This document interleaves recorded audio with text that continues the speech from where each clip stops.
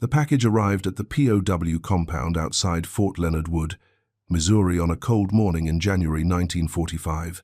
It wasn't large, just a small cardboard box stamped with military markings and labeled Ration, Individual, Combat, Type C. Hauptmann Friedrich Müller, formerly of the Afrika Korps, held it carefully in both hands as if it might detonate. Around him, a dozen other German officers and enlisted men gathered in the barracks, their breath visible in the unheated air.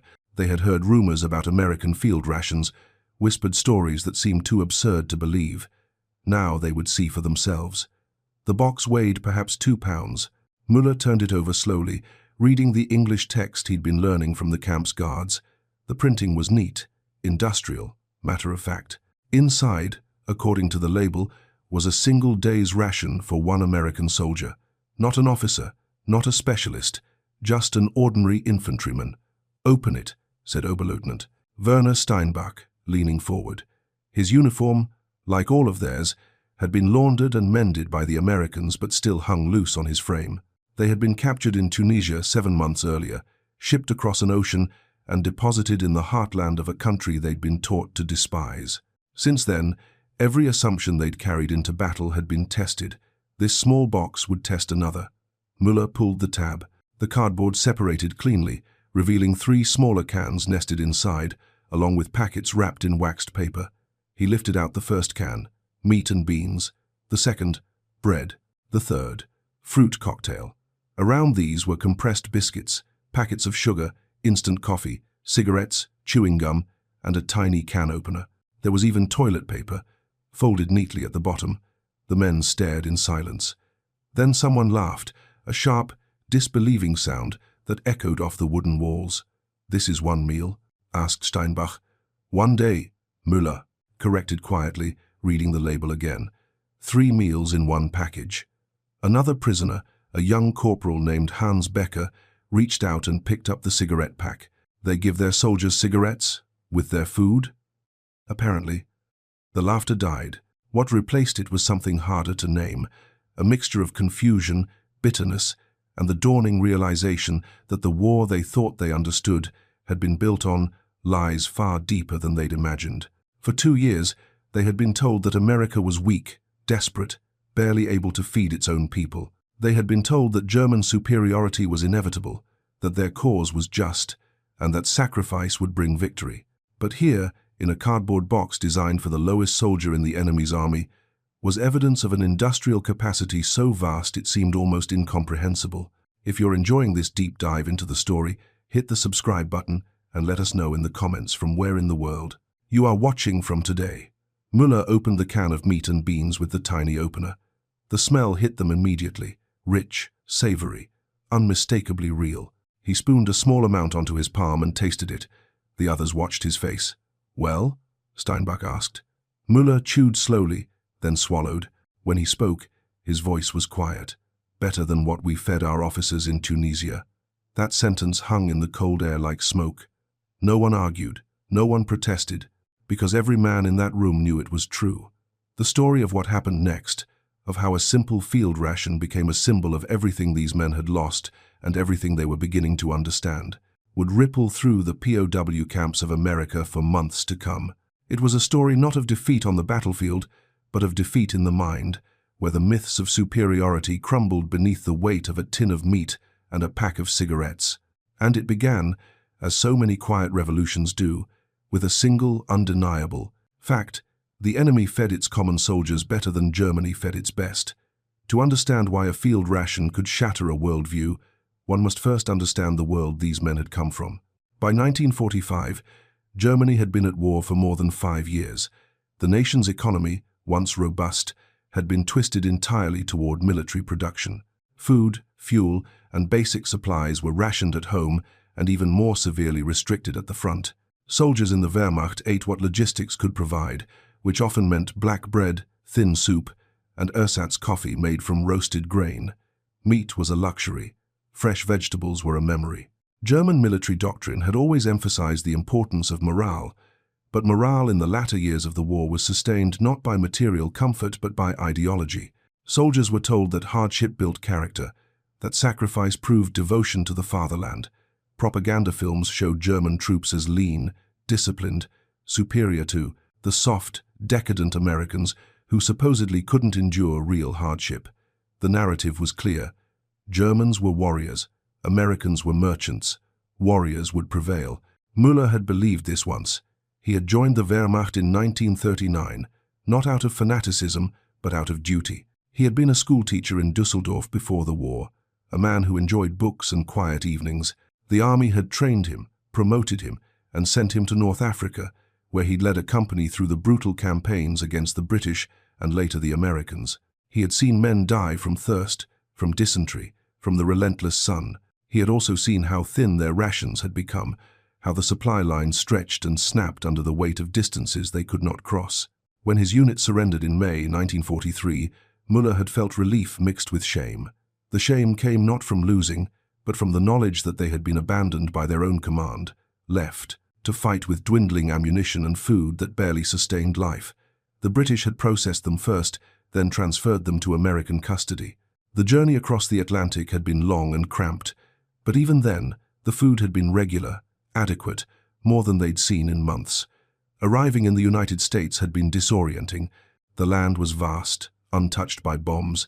The people seemed impossibly well fed. The guards were young, relaxed, almost casual in their authority. There were no ruins here, no burned cities, no columns of refugees.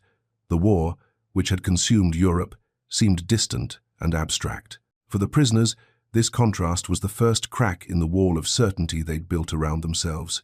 Now, holding this field ration in the barracks of Fort Leonard Wood, Müller understood that the crack had become a chasm. This wasn't about one meal or one box. It was about the industrial might that could produce millions of these boxes, ship them across oceans, distribute them to every soldier in every theater of war, and still have enough left over to feed prisoners like him 3 hot meals a day. It was about an economic system so powerful that it treated logistics not as a challenge, but as a solved problem. Steinbach picked up the can of fruit cocktail and turned it in his hands. They put fruit in tin cans, he said, almost to himself, for soldiers in the field. Peaches, Müller said, reading the label. Pears. Pineapple. Pineapple, Steinbach repeated, his voice flat. I haven't seen pineapple since before the war, and they're giving it to privates. Becker, the young corporal, opened one of the biscuit packets.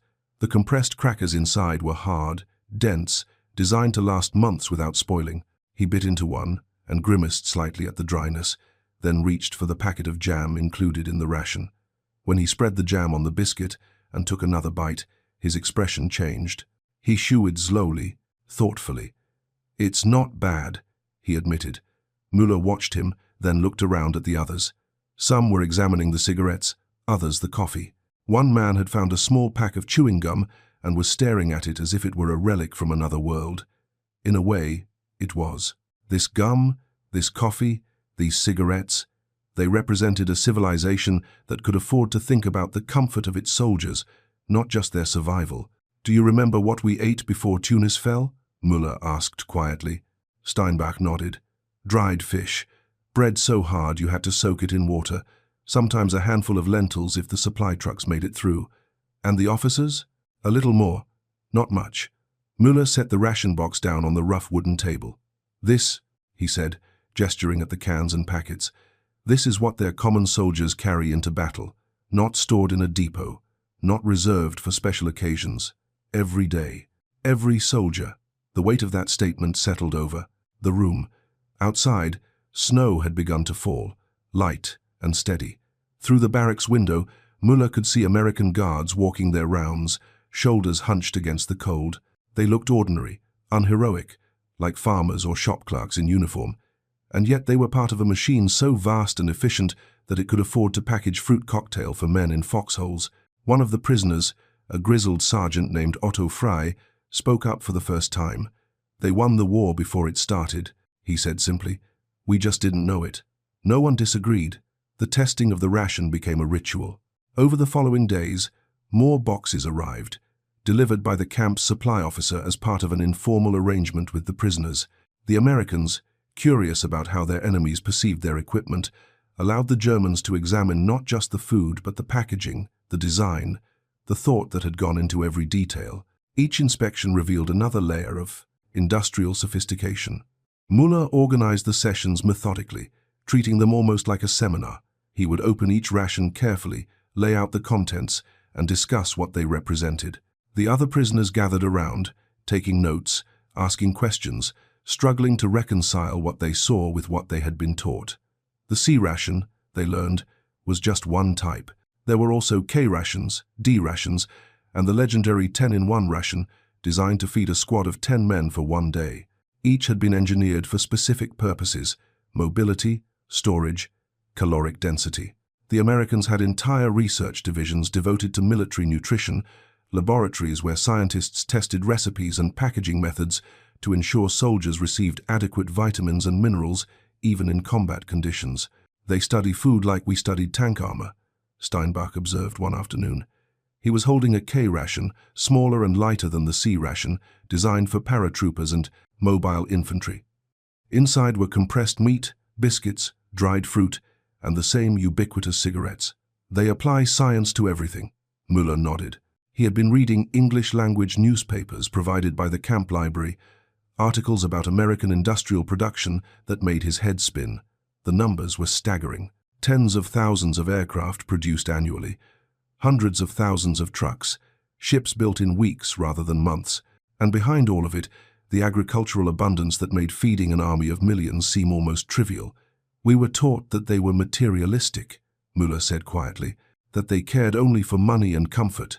But this," he held up the ration, "this isn't materialism, this is competence." Becker, who had been listening silently, spoke up. "My father told me Americans were cowards, that they would never fight a real war." "Your father was wrong," Fry said bluntly. "We all were." The admission hung in the air. It was becoming easier to say such things now, here in captivity where the old hierarchies and certainties had dissolved. The prisoners still wore their uniforms, still maintained a rough military discipline, but the purpose that had once animated them was gone. In its place was a growing awareness of how completely they had been deceived. One evening, an American guard named Corporal James Mitchell stopped by the barracks. Mitchell was from Iowa, 22 years old, friendly in an unguarded way that the Germans found both disarming and puzzling. He'd been bringing them English-language magazines and newspapers, partly out of kindness and partly out of curiosity about the men he was guarding. "I heard you fellas have been looking at our rations," Mitchell said through the camp's interpreter. "A bilingual clerk named Weber." Müller nodded. "We find them interesting." Mitchell grinned. "Interesting? They're boring as hell. We complain about them all the time." The Germans exchanged glances. "Complain? About food that would have been considered a feast on the Eastern Front? What do you complain about?" Steinbach asked carefully. "Everything," Mitchell said with a laugh. "The meat's too salty. The biscuits are like rocks. We get sick of the same flavors day after day. Some guys trade their cigarettes just to get a different meal." Müller felt something twist in his chest. This young American, who had probably never missed a meal in his life, was complaining about food that exceeded anything most German soldiers had seen. It wasn't malicious. It wasn't meant to mock. It was simply the perspective of someone who had grown up in abundance and didn't realize how rare that was. "In Tunisia," Müller said slowly, choosing his words, "we would have considered one of these rations a banquet." Mitchell's smile faded. He looked at the ration box on the table, then at the faces of the men around him. For a moment, the easy friendliness disappeared, replaced by something more thoughtful. "I guess I never thought about it that way," he said quietly. After Mitchell left, the prisoners sat in silence. Fry finally broke it with a harsh laugh. "He complains about salt," he said. "We dreamed about salt." "He doesn't know," Becker said. "How could he?" "That's the point," Müller replied. "They don't have to know. They've never had to think about logistics or scarcity because their country solved those problems before the war even started. We were fighting 19th century battles with 20th century weapons. They were fighting a 21st century war." Steinbach frowned. "What do you mean?" "I mean they thought ahead. They planned for a long war, a global war, a war of industries and supply chains. We planned for quick victories and heroic sacrifices. They prepared, we improvised, and now we're here, eating their food and realizing that every meal is evidence of how badly we miscalculated." The room fell quiet again. Outside, the winter wind picked up, rattling the windows. Somewhere in the distance, a radio played American music, big band sounds that drifted through the compound like a reminder of the world they'd entered. The prisoners had been taught to see this music as degenerate, proof of cultural decay. But sitting here, surrounded by the artifacts of American industrial power, that narrative felt as hollow as the propaganda posters they'd once believed. Müller picked up the cigarette pack from the ration and studied it. "Do you know what frightens me most?" he asked. "What?" Steinbach said. "That we'll go home, and no one will believe us. We'll tell them about these rations, about the camps, about how well we were treated, and they'll think we've been brainwashed. Because the truth is so far from what they've been told that it sounds like a lie." Fry nodded slowly. "Maybe that's the real victory," he said. "Not defeating us on the battlefield, but making us see the truth so clearly that we can never unsee it." The others didn't respond, but Müller knew they felt it too. The field ration sitting on that table wasn't just food, it was a message written in tin and cardboard, a message that said, "You were wrong about everything." And there was no arguing with it, no propaganda clever enough to deny what their own senses told them. The evidence was irrefutable. The war had been lost, not in Tunisia or Normandy, but in the factories and farms of a nation that could afford to treat logistics like an art form. Tomorrow they would open another ration, and the day after that, another. Each one would reinforce the same brutal lesson. They had fought for a regime that lied to them about everything, including the strength of their enemies. And that knowledge, more than any punishment the Americans could devise, would stay with them for the rest of their lives. By February 1945, word of the ration tests had spread through the POW network that connected camps across the American Midwest.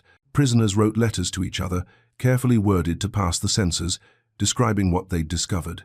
In some camps, German officers began requesting permission to examine other American military equipment: uniforms, boots, medical supplies, tools. Each examination revealed the same pattern of abundance and forethought. At Fort Leonard Wood, Müller's group had moved beyond simply opening rations. They had begun to analyze them systematically, comparing them to German field rations from different stages of the war. The results were sobering. Even at the height of German success in 1940 and 41, when the Wehrmacht seemed unstoppable, their field rations had been inferior to what the Americans were now issuing as standard. Müller created a chart, writing in small, precise handwriting on paper provided by the camp library. On one side, he listed the contents of a German field ration from 1941: 150 grams of bread, 50 grams of meat, 20 grams of butter or margarine, a small amount of cheese or sausage, and ersatz coffee. Total calories, approximately 2,500 per day, and that was in the early years when supplies were relatively plentiful. On the other side, he listed the American C-ration: multiple cans of meat, vegetables, and fruit, plus biscuits, jam, sugar, coffee, and supplementary items. Total calories, approximately 3,600 per day. And this didn't account for the additional rations available when soldiers were in garrison or had access to field kitchens. 1,100 calories difference, Steinbach said, reading over Müller's shoulder. Every day. For years, Müller added. Multiply that by millions of soldiers. The Americans went into battle stronger, healthier, with more energy and better morale. We were starving ourselves while they were overeating. Becker, who had been sketching the rations packaging design, looked up. Is that why we lost? It was a dangerous question, one that implied the war's outcome had been inevitable. In Germany, such talk would have been treason. Here, in the strange limbo of captivity, it felt like the only honest thing to say. Partly, Müller said carefully. But it's more than just food. It's what the food represents. They could afford to feed their soldiers well because their economy was so productive. They could produce weapons and butter simultaneously. We had to choose. We chose guns, Fry said quietly, and they had both. The conversation was interrupted by the arrival of Captain John Reynolds, the camp's commander. Reynolds was a career officer, 43 years old, with a calm demeanor that inspired respect without demanding it. He'd been observing the prisoners' interest in the rations with a mixture of amusement and genuine curiosity. Gentlemen, he said through Weber, the interpreter, I understand you've been conducting an informal study. Müller stood, uncertain whether they'd overstepped some boundary. We have, sir. If we violated any regulations, Reynolds waved a hand. No violation. Actually, I'm impressed. Most prisoners just eat the food and don't think about it. You're asking deeper questions. The rations tell us much about America, Müller said, perhaps more than we want to know. Reynolds smiled faintly. What have you concluded? Müller hesitated, then decided honesty was safer than evasion. That we underestimated you, badly, and that our leaders either didn't understand your industrial capacity or chose to lie about it. Probably both, Reynolds said. He pulled up a chair and sat down, his posture relaxed. Mind if I add some context? The prisoners nodded, surprised by his willingness to engage. Reynolds continued, the ration you've been examining, the C-ration, was developed in 1938. Before the war even started in Europe, we were thinking about how to feed a large army in the field. We tested dozens of combinations, consulted with nutritionists, studied how long different foods would last under various conditions. By the time we entered the war, we had multiple ration types ready for mass production. Planning, Steinbach murmured. Exactly, Reynolds said. We learned from the First World War. We saw what happened when armies outran their supply lines or didn't have proper logistics. So we spent the 20s and 30s building a system that could support a global war. Roads, railways, ports, factories, farms, everything connected. By 1941, when we entered the war, we were producing enough food to feed not just our own troops but also our allies. Britain, the Soviet Union, China, they all received American supplies.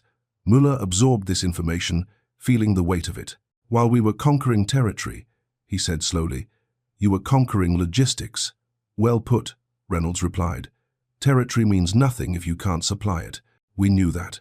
Apparently, your high command didn't. The bluntness of the statement was jarring, but Müller couldn't argue with it.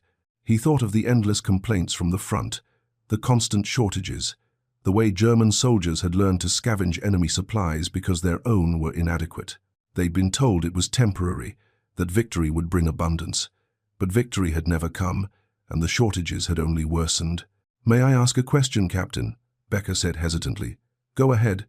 Why do you tell us this? Why let us see your strength? Reynolds considered the question. Because the war is ending, he said finally. And when you go home, you'll carry stories with you. I'd rather you carry true stories than false ones. If you understand why you lost, maybe you'll help build a Germany that doesn't make the same mistakes. If you find this story engaging, please take a moment to subscribe and enable notifications. It helps us continue producing in-depth content like this. The prisoners exchanged glances. The idea that they might help shape post-war Germany seemed both hopeful and overwhelming. Most of them couldn't imagine what that future would look like. Their cities were in ruins, their families scattered, their political system shattered. The only certainty was that nothing would ever be the same. I don't know if anyone will listen to us, Müller said quietly. Maybe not at first, Reynolds replied. But truth has a way of surviving. These rations, this camp, the treatment you've received, these aren't secrets. They're just facts. And facts are stubborn things. After Reynolds left, the prisoners sat in contemplative silence. Finally, Frey spoke up, his voice rough with emotion. I have a son, he said, 15 years old. If he survives the war, I want him to know what we learned here. Not the propaganda, not the lies, the truth. What truth? Becker asked. That strength isn't just about courage or sacrifice. It's about planning, industry, and taking care of your people. The Americans understood that. We didn't. Müller nodded slowly. He thought about his students back in Düsseldorf.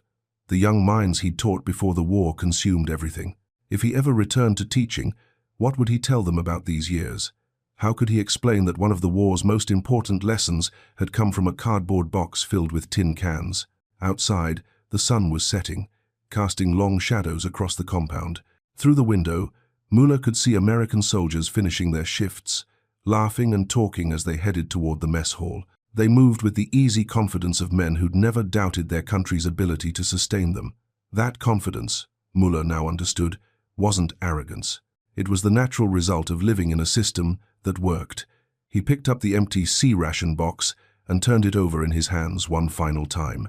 The cardboard was sturdy, the printing clear, every detail designed with purpose. In its own small way, it was a masterpiece of industrial design, and it had taught him more about defeat than any battle ever could. As winter gave way to spring in 1945, the war in Europe entered its final, chaotic phase. News reached the POW camps in fragments. The Rhine crossed, Berlin surrounded, Hitler dead. Each bulletin was posted on the camp's notice board, and each drew crowds of prisoners who read in silence, their faces revealing little. For men like Müller, the end brought no joy, only a hollow sense of inevitability. They had known for months that Germany would lose. The field rations had taught them that. But knowing and accepting were different things. In the barracks at night, arguments sometimes erupted, fierce whispered debates about what had gone wrong and who was to blame. Some blamed Hitler, others the generals, still others the Allies for their relentless bombing. A few, the youngest mostly, still clung to fragments of the old ideology, insisting that betrayal rather than weakness had caused the defeat. These arguments usually ended in exhausted silence, with no resolution and no comfort. Müller no longer participated in these debates. He spent his evenings writing, filling pages of a notebook with observations about the rations, the camp, and the transformation he'd witnessed in himself and others. The writing was precise, almost clinical, as if by documenting the process he could make sense of it. He described the moment he'd first opened the C-ration, the taste of the meat and beans, the strange guilt he'd felt at eating so well while his country burned. He wrote about the conversations with Steinbach and Frey, the visits from Captain Reynolds, the slow erosion of certainty that had once felt as solid as stone. One evening in April, Weber the interpreter brought Müller a letter. It had taken 3 months to arrive, routed through the Red Cross and censored by both American and German authorities. The envelope was thin, worn from handling, and addressed in his wife's careful handwriting. Müller's hands trembled as he opened it. The letter was short, only 2 pages. His wife, Margaretha, wrote that she and their daughter were alive, living in the cellar of their bombed house in Düsseldorf. Food was scarce, she wrote, mostly bread and potatoes when they could get them.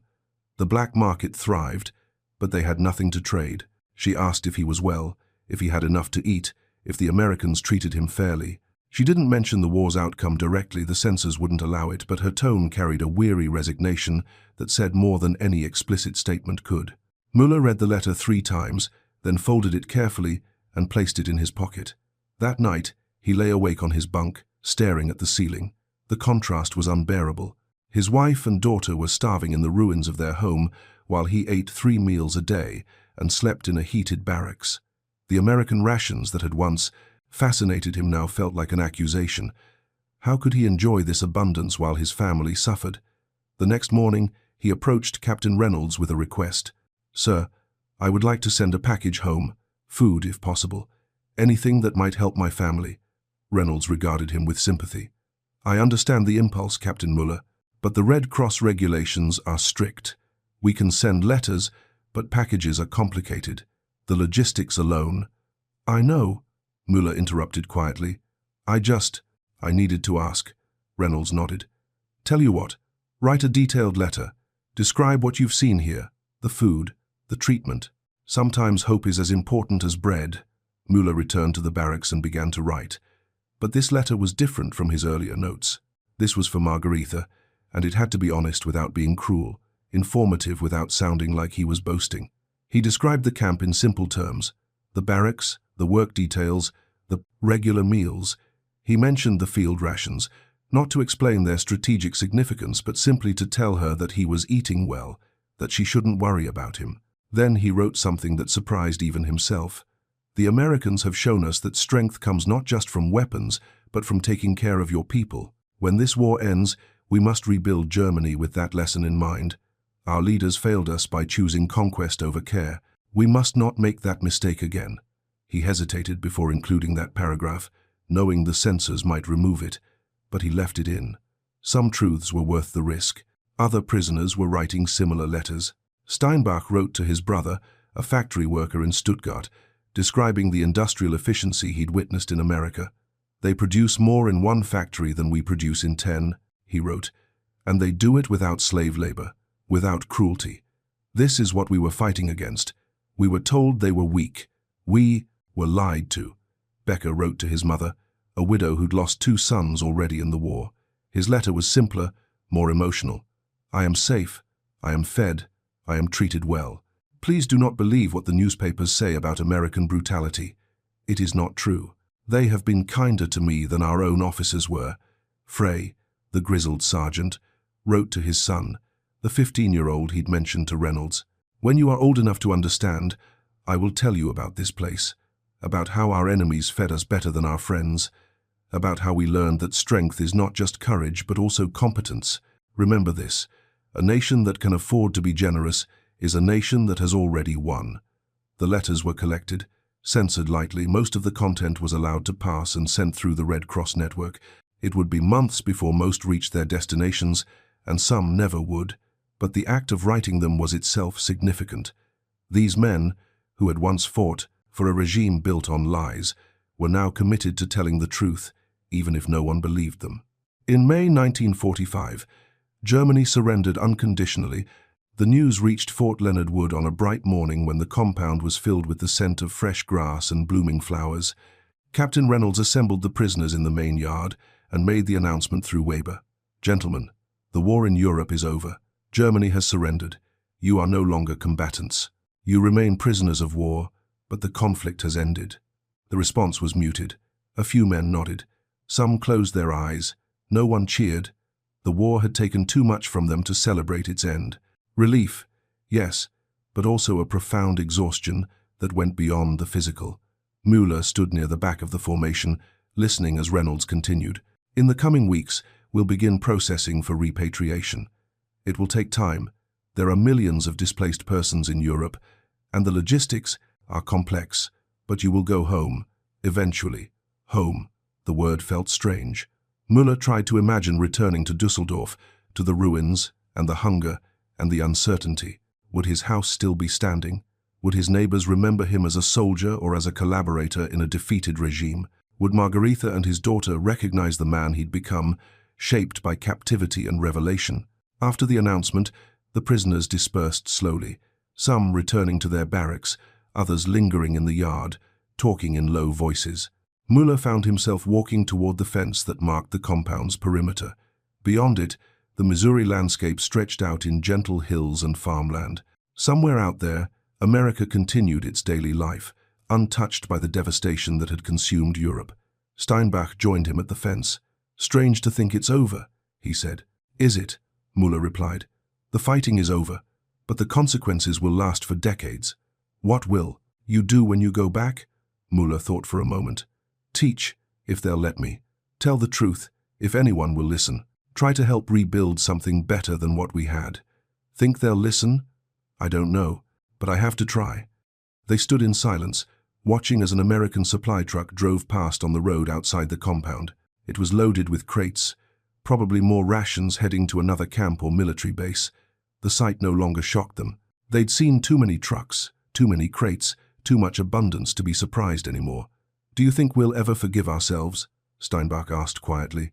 Müller didn't answer immediately. The question was too large, too complicated.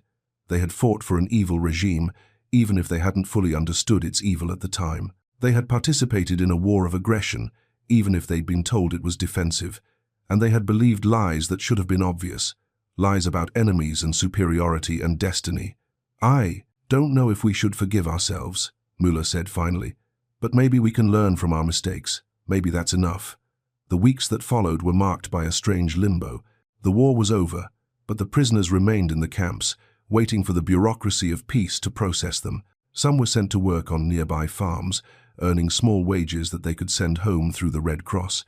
Others took classes in English or vocational skills, preparing for an uncertain future. The Americans, no longer needing to guard them as strictly, allowed more freedom of movement within the compounds.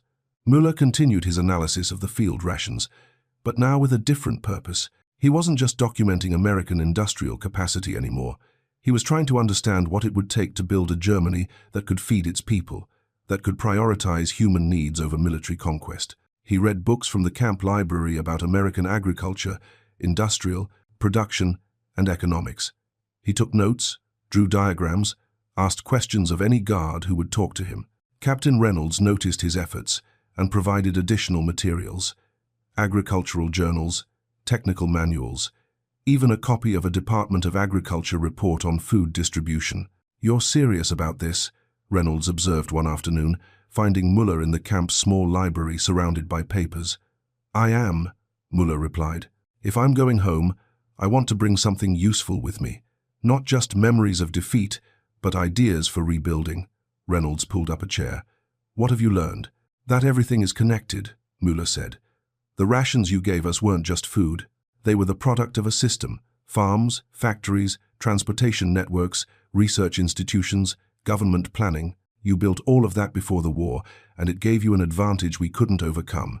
If Germany wants to recover, we'll need to build something similar, not for war, but for peace. That's ambitious. It has to be. The alternative is what we have now, ruins and starvation and despair." Reynolds nodded slowly.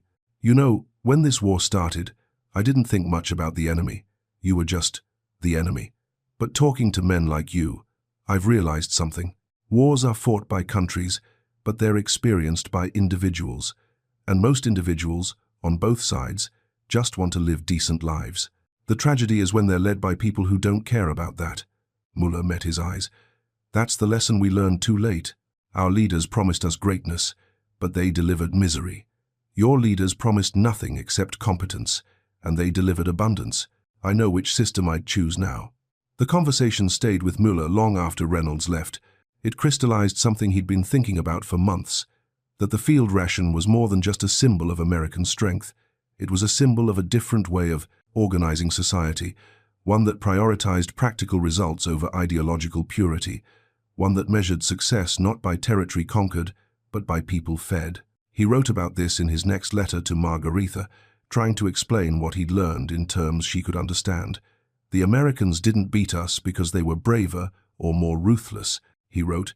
"They beat us because they organized their society to produce abundance. Every soldier was fed, equipped, and supported by a system that worked. We organized our society for conquest, and when the conquests failed, we had nothing left. This is the lesson I want to bring home. Build for your people first, and strength will follow." He didn't know if she would understand. The letter might not even reach her, but writing it felt necessary, like he was building a bridge between the man he'd been and the man he was becoming. Summer arrived, hot and humid. The prisoners worked in the camp's vegetable gardens, tending crops that would feed both them and the American personnel. The work was simple, almost meditative, and it gave Müller time to think. He thought about the strange journey that had brought him here, from a schoolteacher in Düsseldorf to a soldier in North Africa to a prisoner in Missouri. He thought about the chain of decisions and accidents that had shaped his life, and how easily things could have been different.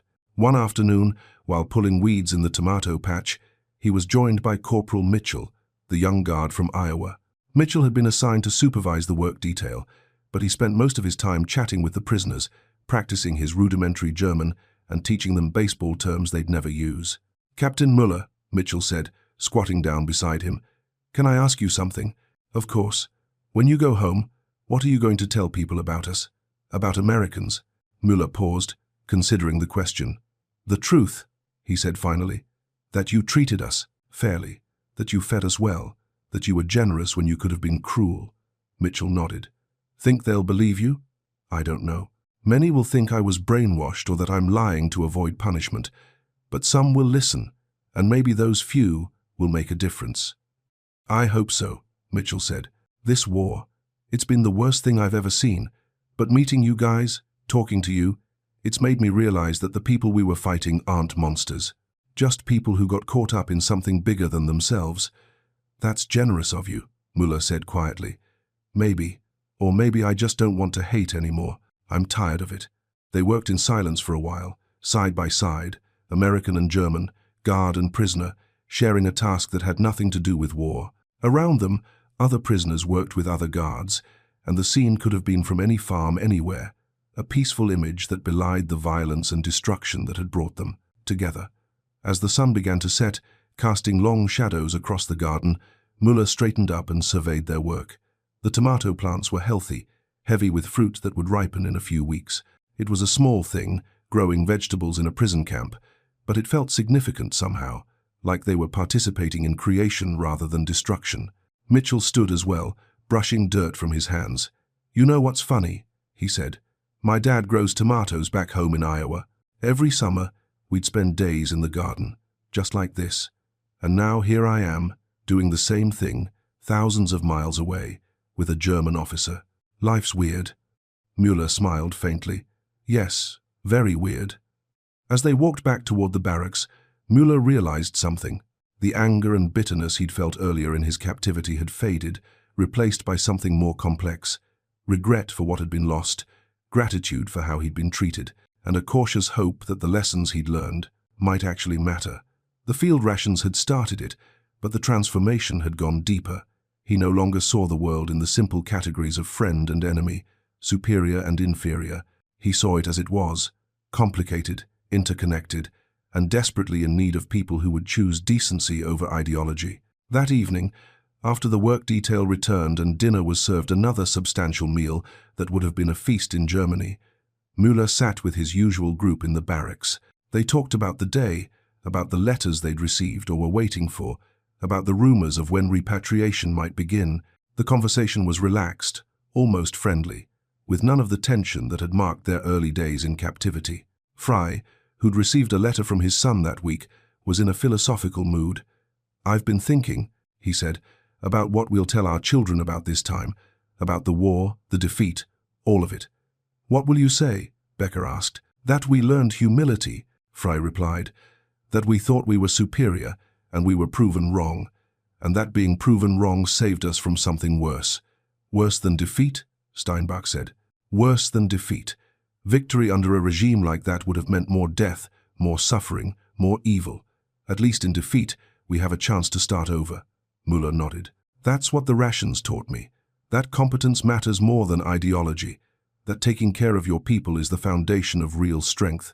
If we'd understood that from the beginning, maybe this war never would have happened. Or maybe it was inevitable," Becker said quietly. "Maybe every generation has to learn these lessons the hard way." No one disagreed. They'd all lost too much to believe that wisdom came easily. In August, the news arrived that repatriation would begin in September. The prisoners would be sent back to Europe in stages, processed through camps in France or Britain, then released to make their way home as best they could. The journey would be difficult. Europe was in chaos, with millions of displaced persons clogging the roads and railways, but at least it would be a journey toward home, whatever home meant now. Müller spent his final weeks at Fort Leonard Wood organizing his notes and letters. He'd filled 3 notebooks with observations, analyses, and reflections, a personal archive of his transformation. He packed them carefully, along with the letters from Margarita and a few small items he'd been allowed to keep, a photograph, a pencil, an empty C-ration can that he'd saved as a reminder. Captain Reynolds came by the barracks the day before the first group was scheduled to leave. He shook hands with each prisoner, offering words of encouragement and advice. When he reached Müller, he paused. "Captain, I've enjoyed our conversations," Reynolds said. "You're a thoughtful man. Germany will need thoughtful men in the years ahead." "Thank you, sir," Müller replied. "I hope I can put what I've learned to good use." Reynolds handed him a small package wrapped in brown paper. "A parting gift. Don't open it until you're on the ship." Müller accepted it, surprised and touched. "I don't know what to say." "Say you'll remember that kindness isn't weakness. That's all I ask." "I will. I promise." That night, the prisoners held an informal gathering, their last evening together before some would leave and others would remain behind to wait for later transports. They shared stories, memories of the war and captivity, hopes for the future. Someone had managed to acquire a bottle of schnapps from somewhere, no one asked how, and they passed it around, taking small sips and toasting to survival. Frey raised his cup. "To going home," he said. "To going home," the others echoed, "and to never forgetting what we learned here," Steinbach added. They drank in silence, each man lost in his own thoughts. Müller thought about the journey ahead, about seeing Margarita and his daughter again, about trying to rebuild a life in a ruined country. The future was uncertain, frightening even, but he wasn't facing it empty-handed. He had knowledge, perspective, and a commitment to tell the truth, no matter how uncomfortable that truth might be. The next morning, the first group of prisoners, Müller among them, assembled in the compound yard. They wore clean uniforms, carried small bags with their few possessions, and waited for the trucks that would take them to the nearest railway station. The guards stood nearby, rifles slung casually over their shoulders, more ceremonial than threatening. As the trucks arrived, Mitchell approached Müller one last time. "Safe travels, Captain," he said, extending his hand. Müller shook it firmly. "Thank you, Corporal, for everything."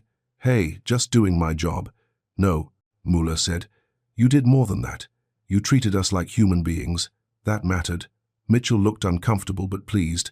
"Well, you made it easy. You're all right, for a German." They both laughed, a brief moment of levity in the solemn atmosphere. Then Müller climbed into the truck, finding a seat near the back. As the convoy pulled out of the compound, he looked back at Fort Leonard Wood, at the barracks and gardens and fence that had defined his life for more than a year. It had been a prison, yes, but also a school where he'd learned lessons he could never have learned anywhere else.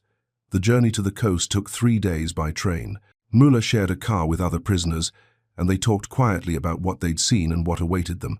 Some were optimistic, others fearful. Most were simply exhausted, ready for the long ordeal of war and captivity to end. On the second night, as the train rattled through Pennsylvania, Müller remembered Reynolds's package. He unwrapped it carefully in the dim light. Inside was a C-ration, identical to the ones they'd tested months earlier, along with a note, in Reynolds's neat handwriting. "Captain Müller, this ration represents what you learned here. That strength comes from taking care of people, not from conquering them. Carry this lesson home. Use it to help build a better Germany. The world needs more builders and fewer destroyers. Good luck. Captain J. Reynolds." Müller stared at the ration for a long time, turning it over in his hands. It was such a simple thing, a cardboard box filled with tin cans, yet it symbolized everything he'd experienced.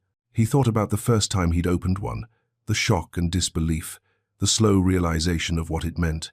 He thought about the conversations with Steinbach and Fry, the letters to Margaretha, the hours spent in the garden with Mitchell. All of it had begun with this ration, this small artifact of American industrial might and humanitarian sensibility.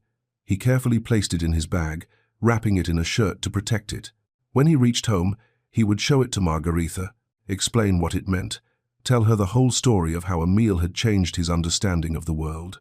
And someday, when the time was right, he would show it to his daughter and to his students, if he ever taught again. He would use it to teach a lesson about humility, about the danger of believing your own propaganda, about the importance of building a society that serves its people rather than sacrificing them. The ship that carried them back to Europe was crowded, packed with prisoners and displaced persons all heading toward an uncertain future. The Atlantic crossing took 2 weeks, rough and uncomfortable, but Müller barely noticed. He spent his time on deck when weather permitted, staring at the endless water and thinking about what lay ahead. One evening, as the sun set over the ocean, Steinbach joined him at the railing. "Do you think we'll make a difference?" he asked. "I don't know," Müller admitted, "but we have to try. If we don't speak the truth, who will?" "The truth," Steinbach repeated. "That we were wrong about everything, that our enemies were better than we were, that kindness defeated us more completely than bombs. Yes, that should go over well with the people at home." Müller smiled grimly. "Maybe not at first, but eventually, when the anger fades and people are ready to listen, they'll need to hear it. They'll need to understand that we can't rebuild by clinging to the old lies. We have to face what we were and choose to be something better." Steinbach nodded slowly. "I hope you're right." "So do I." They stood together in silence as the ship plowed through the dark water, carrying them toward a broken continent and an uncertain future. Behind them, America receded into the distance, a land of abundance they would never see again. But they carried pieces of it with them, memories, lessons, and a small cardboard box filled with tin cans that represented everything they'd learned about power, competence, and the simple revolutionary act of feeding people well. The ship docked at Le Havre in early October 1945. The prisoners were processed through a massive camp set up to handle the millions of displaced persons flooding through France. It was chaos, a landscape of tents and mud and exhausted humanity, but it was also the first step toward home. Müller waited in line for 6 hours to receive his discharge papers. When his name was finally called, he stepped up to a desk where a British officer reviewed his records with tired eyes. Friedrich Müller, Hauptmann, captured Tunisia, May 1943, held at Fort Leonard Wood, Missouri. The officer stamped several forms. "You're free to go. Next train to Germany leaves tomorrow morning." Good luck. That was it. After 2.5 years as a prisoner, he was free. The word felt hollow. Freedom. To go where? To do what? The Germany he'd left no longer existed. He spent the night in a barracks with dozens of other former prisoners, all waiting for transport home. They shared what food they had, bread, cheese, a few apples someone had managed to buy, and talked about what they'd find when they arrived. The stories were grim. Cities destroyed, families scattered, food scarce, the occupying powers dividing the country into zones.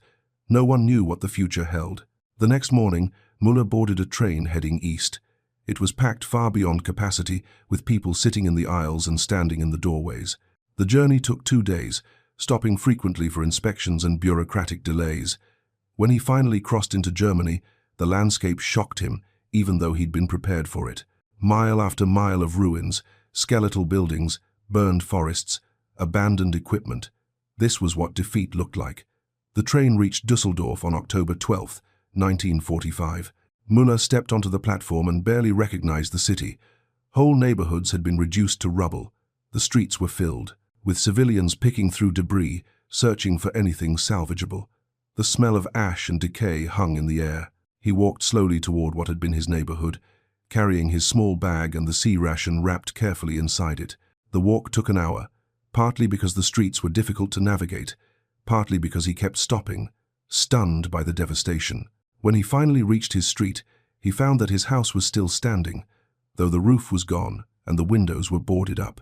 He stood outside for a long moment, gathering courage. Then he knocked on the door. It opened slowly. Margaretha stood there, thinner than he remembered, her face lined with exhaustion and worry. For a moment, she just stared at him as if he were a ghost. Then she whispered, "Friedrich, I'm home," he said. She threw her arms around him, and he held her tight, feeling her shake with sobs. Behind her, he could see their daughter, now 9 years old, peeking out from the cellar stairs. She didn't recognize him at first, but when Margaretha said, "It's your father," the girl ran forward and joined the embrace. They stood together in the doorway of their ruined house, 3 survivors of a catastrophe they hadn't chosen, clinging to each other and crying. The war was over. The hard work of rebuilding was just beginning. That night, after they'd eaten a meager meal of potato soup and black bread, Müller told them about America. He told them about the camp, about the guards who'd been kind rather than cruel, about the meals that had shocked him with their abundance. He told them about the field rations, and finally, he unwrapped the C-ration that Reynolds had given him and placed it on the table.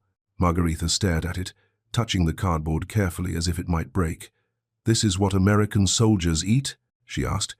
"Every day," Müller said, "sometimes twice a day if they're in combat." She opened the cans slowly, examining the contents with wonder and something like despair. The contrast between this abundance and their own poverty was almost too much to bear. "How?" she whispered. "How can they afford this?" "Because they built their country differently," Müller said. "They organized everything, the farms, the factories, the railways, to serve their people, not to conquer neighbors, but to take care of their own. And because of that, they became stronger than anyone who chose conquest instead." His daughter, watching quietly, asked, "Does that mean we were wrong?" Müller looked at her, this child who'd grown up with bombs and hunger and propaganda. He wanted to protect her, to soften the truth, but he'd made a promise to himself and to Reynolds. He would tell the truth, no matter how painful. "Yes," he said gently. "We were wrong. The people we were told to hate turned out to be more decent than we were. That's a hard thing to accept, but it's true. And if we want to rebuild Germany into something better, we have to start by admitting that." Margaretha took his hand. "Then we'll start there," she said quietly. In the weeks that followed, Müller began to reconnect with the shattered remnants of his community. He found other former prisoners, men who'd had similar experiences in American or British camps, and they formed a small group that met in church basements and ruined cafes to talk about what they'd learned and how they might help rebuild. Some people called them traitors for speaking well of the enemy. Others listened, hungry for any hope that things might get better. Müller also tried to return to teaching, though it took months to find a school that was still functioning. When he finally stood in front of a classroom again in spring of 1946, facing students who'd known nothing but war, he brought the C-ration with him. He placed it on his desk and told them the story, how he'd been captured, how he'd been treated, and what a simple field ration had taught him about power, competence, and the foundations of civilization. This box, he told them, represents a choice. You can build a society that takes care of its people, or you can build one that sacrifices them for conquest. The first path is harder in some ways. It requires patience, planning, and humility. But it leads to strength that lasts. The second path promises glory but delivers only ruin. Germany chose the second path. We paid a terrible price. Now we must choose differently. Some students scoffed. Others listened intently. A few wrote down his words, and some of those students would carry those lessons forward, becoming the teachers and leaders of a new Germany that would, slowly and painfully, choose a different path. Müller never forgot Fort Leonard Wood or Captain Reynolds, or the moment he'd first opened that ration and felt his certainties crumble. The C-ration stayed with him for the rest of his life, carefully preserved, a small museum piece in his modest home. He showed it to journalists sometimes when they came to interview veterans about the war. He showed it to his grandchildren when they asked what he'd learned from his years as a soldier and prisoner. And always, he told them the same thing. I learned that kindness is stronger than cruelty, that competence is more powerful than ideology, and that a nation's greatness is measured not by what it conquers, but by how it cares for its people. These lessons came from our enemies, which made them hard to accept. But they were true then, and they're true now. Remember that. Thank you for watching. For more detailed historical breakdowns, check out the other videos on your screen now, and don't forget to subscribe.